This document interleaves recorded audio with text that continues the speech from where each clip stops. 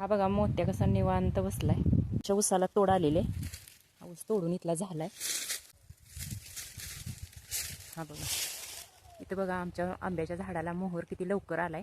November महिन्यामध्येच मोहर आलेला आहे. हा वरती पण दिसतोय. नोव्हेंबर महिना सुरू आहे आणि आत्ताच या झाडाला मोहर आलाय.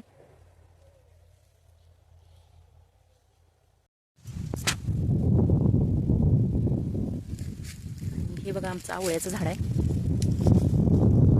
याला आवळे पण लागले.